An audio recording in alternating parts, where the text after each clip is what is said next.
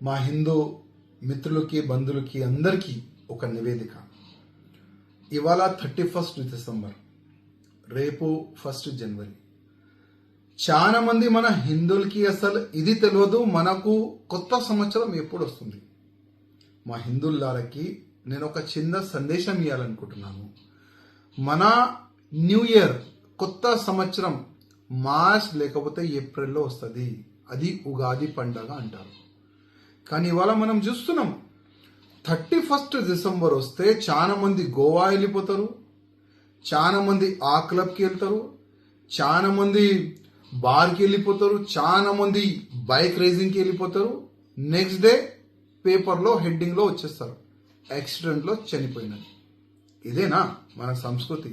ఇదేనా మన పెద్దోళ్ళు మనకు నేర్పిస్తున్నారు? తమ్ముళ్ళారా, నా ఒక నివేదిక. బ్రిటిష్ వాళ్ళు ఒక ప్లాన్ చేసి పోయినారు.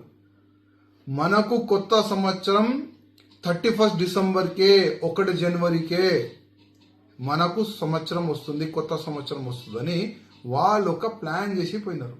తమ్ముళ్ళారా, క్యాలెండర్ చేంజ్ అవుతుంది, మన ఫ్యూచర్ కాదు. మన ఫ్యూచర్ ఎప్పుడు చేంజ్ అవుతుంది? ఉగాది పండగ రోజు. చాలా మందికి మనం చూస్తాం 31 డిసెంబర్, 1 జనవరికి చాలా వరకు పండితుల దగ్గరికి వెళ్తారు. అయ్యా, కొత్త సంవత్సరం వచ్చింది, నా జాతకం చూడండి, నా ఫ్యూచర్ చూడండి అని చాలా వరకు వెళ్తారు. కానీ దాంట్లో ఏముండదు, ఏమి కూడా ఉండదు.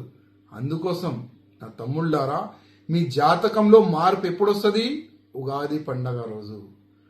ఉగాది పండగ రోజే కదా మనం చాలా పెద్ద పెద్ద ఫెస్టివల్, మనం పూజా కార్యక్రమాలు అన్ని విధాలుగా మనం చేసుకుంటాం. కానీ ఇవాళ మన వచ్చే పిల్లలకి మనం ఏం చూపెడుతున్నాం, ఏం నేర్పిస్తున్నాము?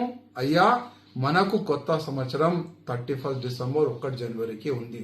మీకు చూసి ఆయన కూడా అదే నేర్చుకుంటారు. మళ్ళీ ఉగాది పండగ అయిందంటే జస్ట్ ఒక పండగ, ఆ విధంగా మన పిల్లలు కూడా నేర్చుకుంటారు. అందుకోసం నా హిందూ బంధువులకు నేను రిక్వెస్ట్ చేస్తున్నా, 31 డిసెంబర్, 1 జనవరికి హిందువులకి కొత్త సంవత్సరం కాదు, హిందువులకి కొత్త సంవత్సరం ఉగాది పండగ.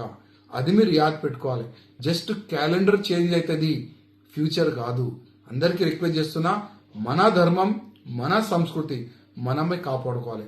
అందుకోసం ఈ 31 డిసెంబర్ కానీ 1 జనవరి కానీ ఎక్కువ ధూమ్ధామ్గా ఎవరు కూడా జరపకూడదని నేను అందరికీ రిక్వెస్ట్ చేస్తున్నా.